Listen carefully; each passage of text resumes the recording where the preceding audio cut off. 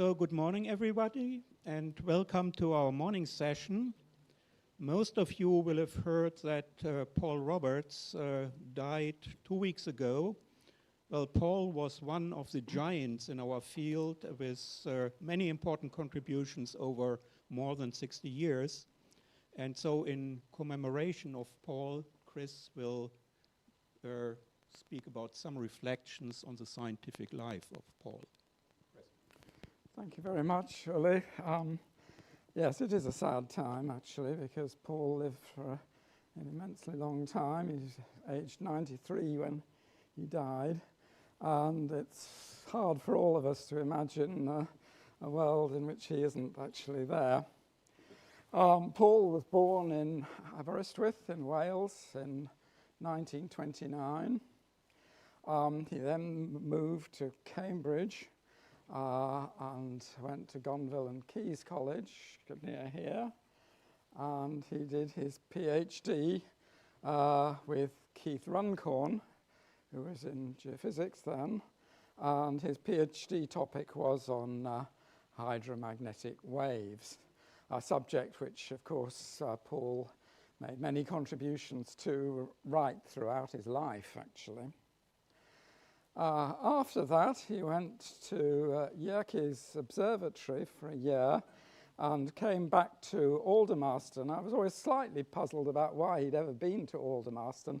Andrew Soward told me, actually, that it was at that time one had to do national service, and he had an arrangement by which he did his national service by sharing between Yerkes Observatory, not perhaps too much to do with national service, and Aldermaston, which was then the place where atomic weapons were being developed. So that's the reason why he was actually down in Aldermaston. After that, he came back to Newcastle to join the physics department there. I think Keith Runcorn was there by that time.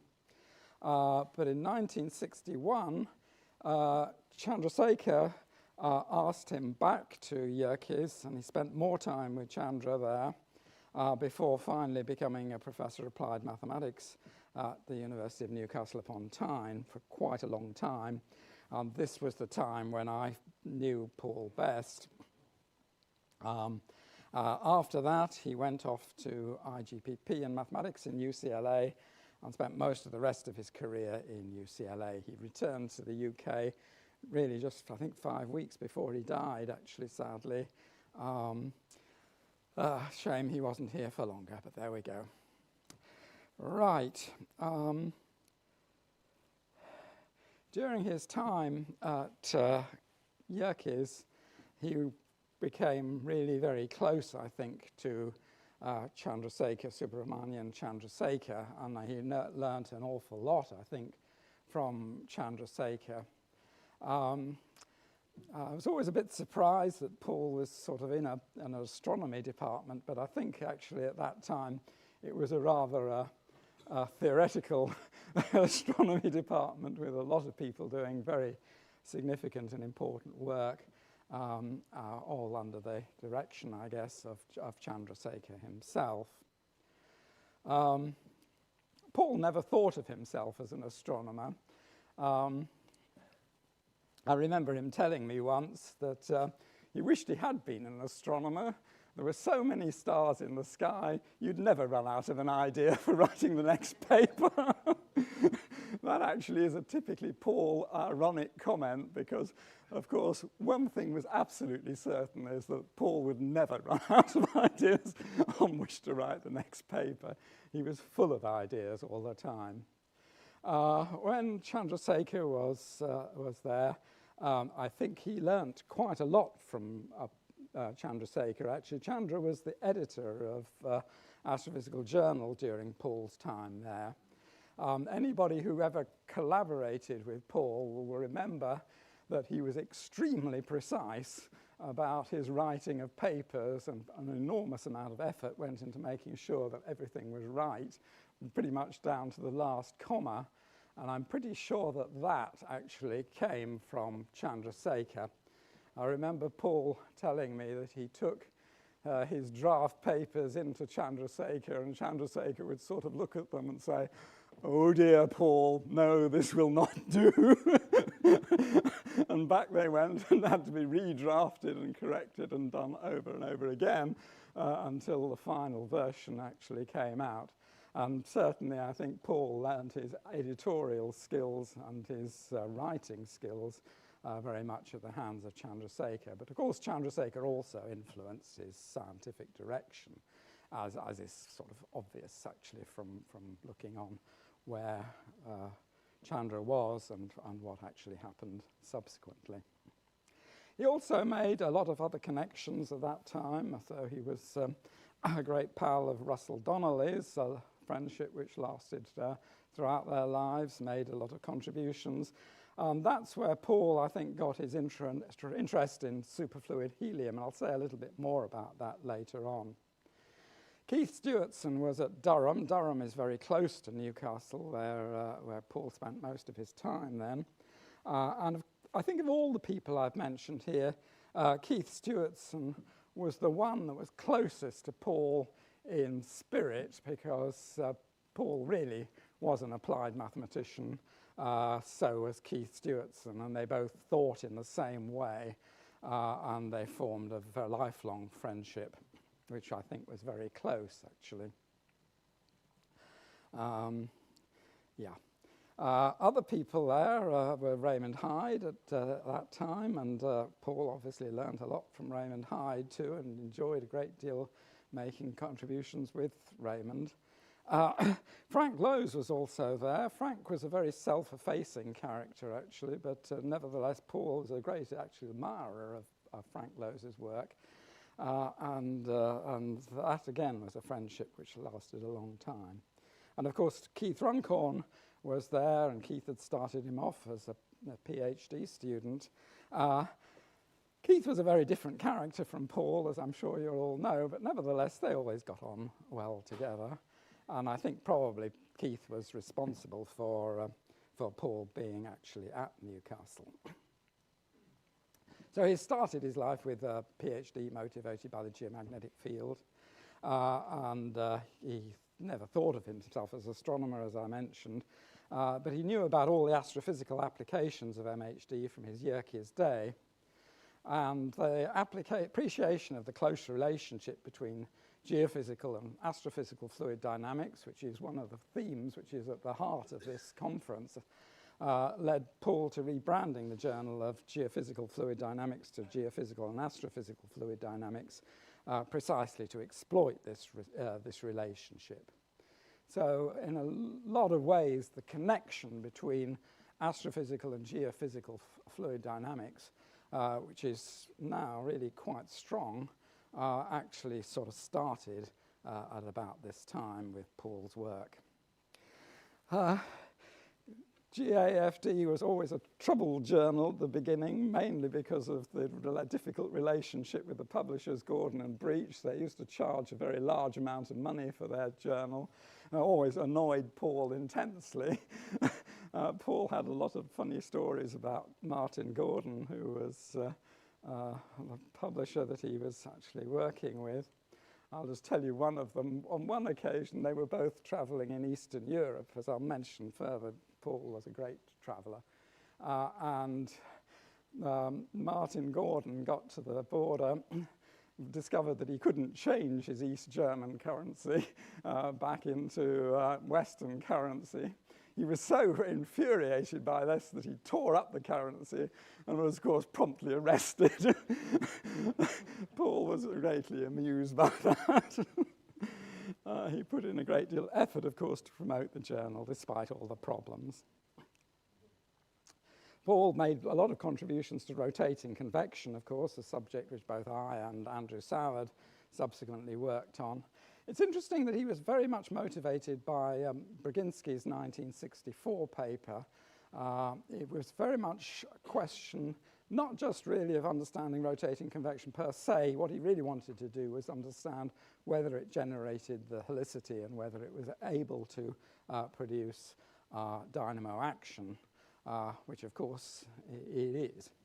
And that formed, I think, a very close relationship with Stanislav Braginski, which lasted for many, many years. And Paul was very much responsible for Stanislav's emigration to Los Angeles and his subsequent life. And so they were very close right up to the time of Stanislav's death. Paul thought in terms of equations and physical ideas rather than in pictures, and that had a few consequences, actually. First of all, I mean, I think it was at the heart of his way of thinking, and probably is why he was so extremely successful. But it did lead to occasional problems. I mean, he was slightly annoyed, I think, after the 1968 paper when Fritz pointed out that actually he hadn't got the lowest mode, and that the lowest mode was actually the mode where the vorticity goes straight through and is symmetric about the equator, rather than anti-symmetric about the equator.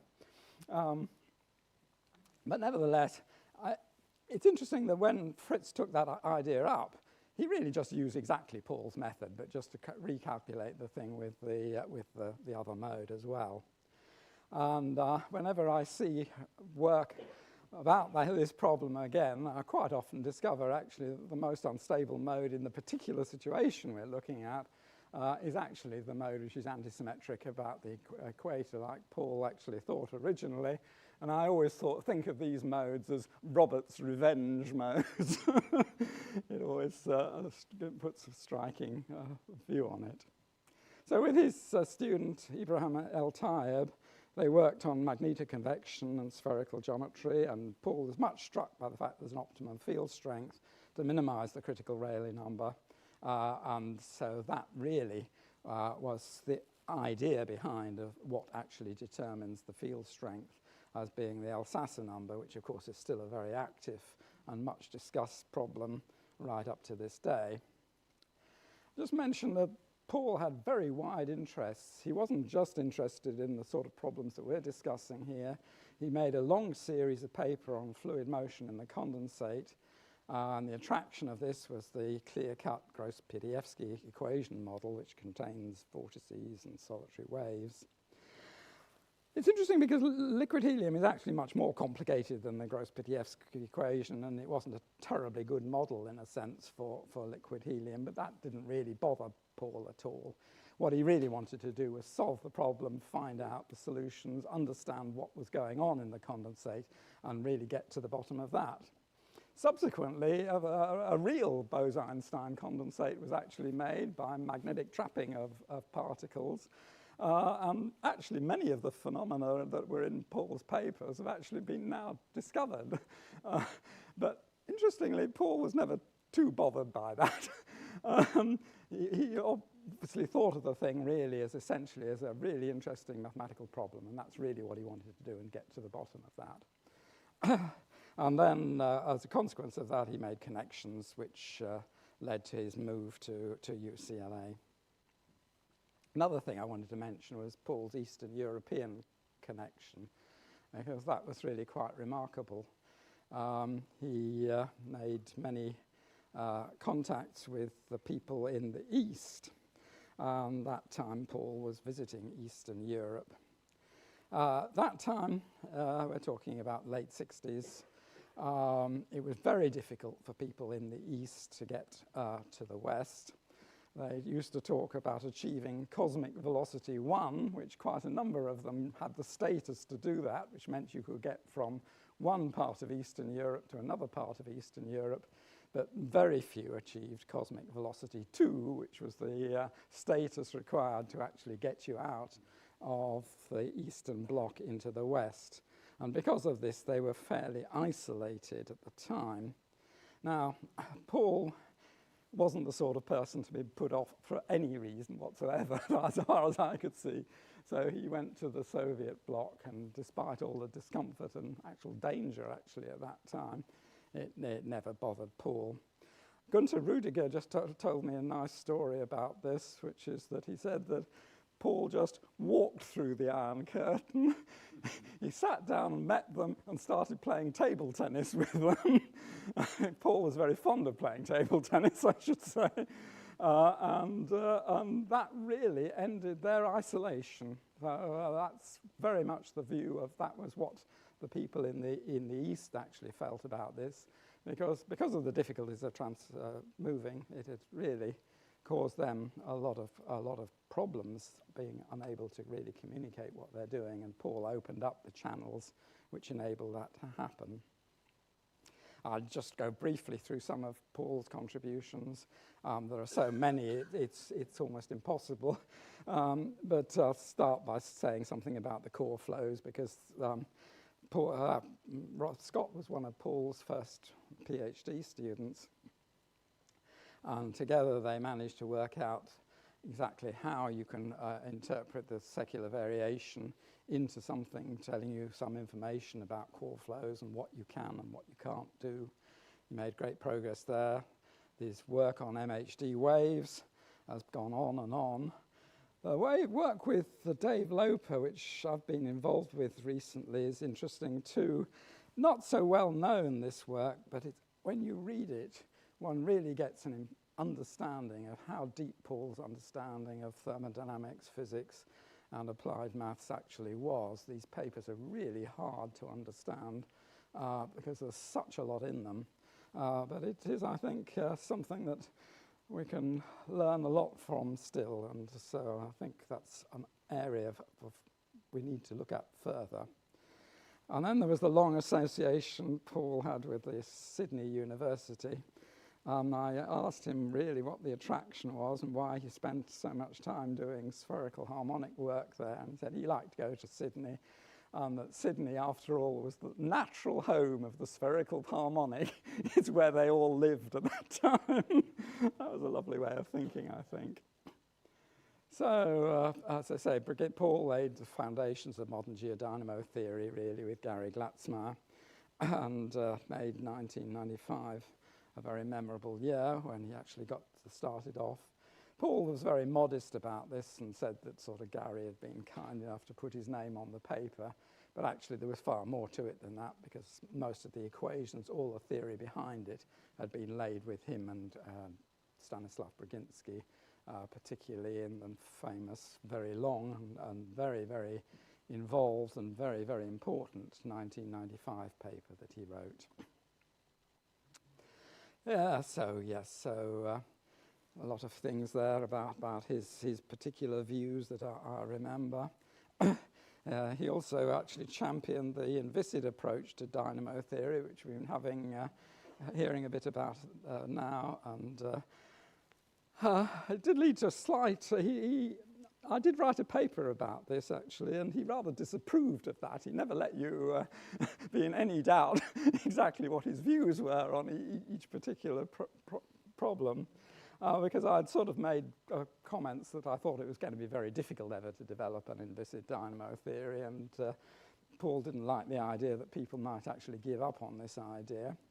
I think actually subsequent developments that we've been hearing about at this conference shows that probably actually Paul was right and I wasn't when that actually was done. It's just sort of typical of how deep his whole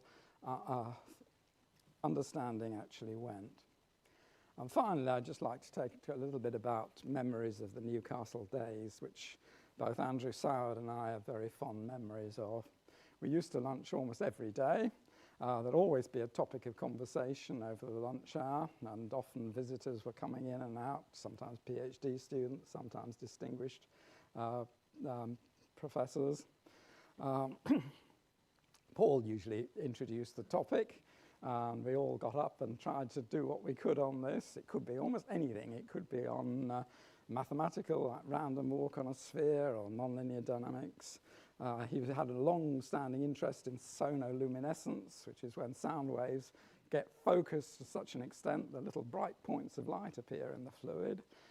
Fascinated Paul that, and of course the quantized vortices work.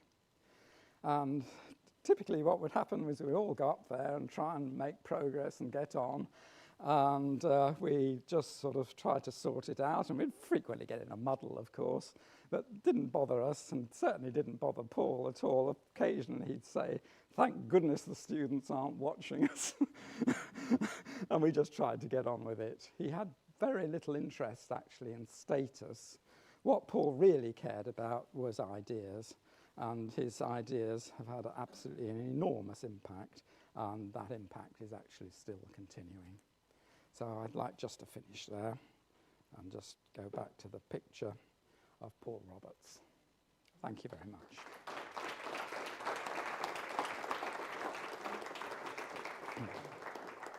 Well, thank you very much, Chris. I think there isn't the right to have questions or discussion. Rather, I would ask you to stand up and stay for a few moments in